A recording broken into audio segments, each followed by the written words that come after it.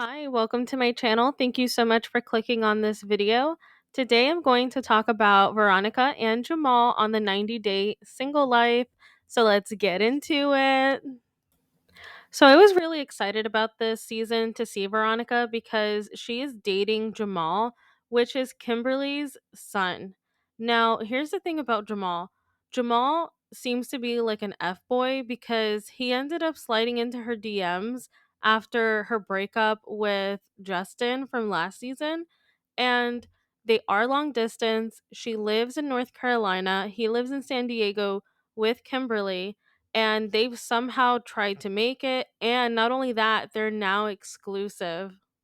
Now, Veronica described their relationship as a situationship, meaning that he was sleeping with other people and she was basically waiting on him to be exclusive to her. Veronica said that she was basically too lazy to go out and like hook up and find other guys. So while Jamal was out and about having a good old time, she was just at home with her daughter waiting for him to be done with his fun. And if you remember, Tim wasn't the biggest fan of them being together. And honestly, I'm not that big of a fan. I know that there's going to be a lot of drama involved because Tim doesn't think that Jamal is the best partner for her because let's be honest, Jamal just looks like an F boy. He just wants to be with Veronica just to sleep with her and have her around. So, throughout the season, I'm pretty sure that's just what we're going to see. The new episode is coming out, and I think we saw a teaser of Tim and Jamal arguing. So I'm kind of excited to see where that leads.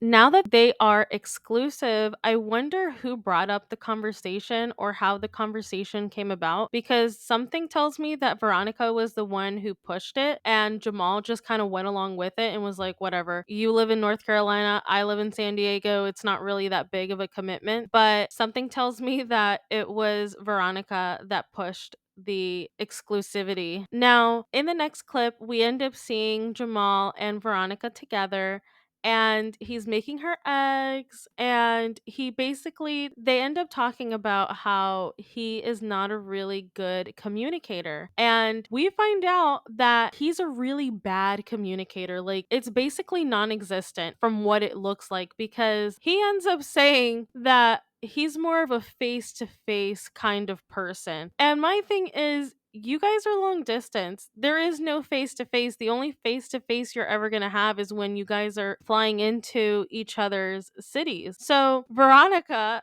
ends up saying that he doesn't text her back until the next day. And for me, I don't know how she's okay with that because if it happened just once, I would have been like, well, he's just not interested. Block, delete, like whatever. Like he's just not interested. But she goes along with it and he kind of makes excuses for it. And I don't see how this relationship can be anything if she's looking for someone to settle down with. And here's the thing, this man has the audacity to say that this might be an insecurity that Veronica has. And it's not an insecurity. Him not communicating with her is a big red flag. When a guy doesn't communicate with you throughout the day, doesn't really want to check up on you, and doesn't really care to even like continue a conversation or even start a conversation when you're in a relationship with them, then he's not interested. He doesn't really care to know what she's up to because he has his own life going on. You mean to tell me that someone that doesn't have a job doesn't have the time to text you back? What is he doing with his time that he cannot communicate with her? Because if I was her, I would be asking those questions. Like, I would be like, well, since you're unemployed, what are you doing? Why can't you text me back?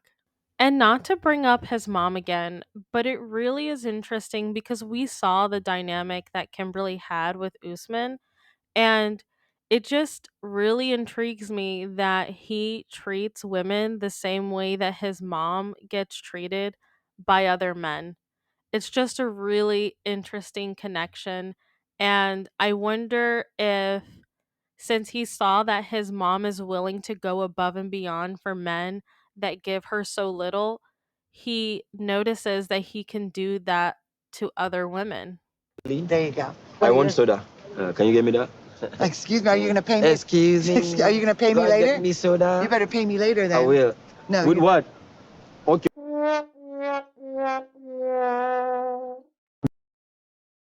Moving on, so they bring Tim on and he gives his opinion about their relationship, and he brings up some points that are pretty valid.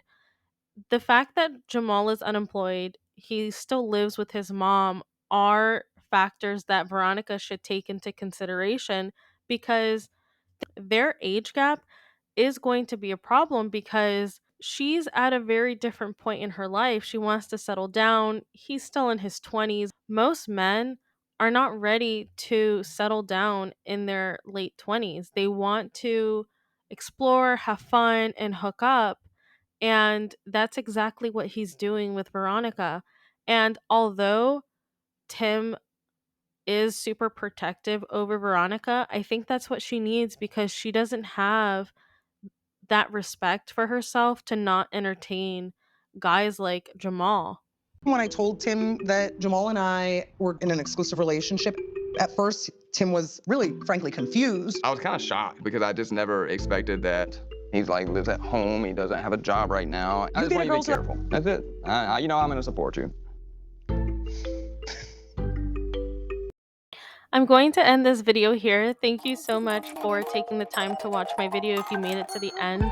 And please click subscribe if you haven't subscribed yet, or like the video if you did. Have a wonderful day and bye!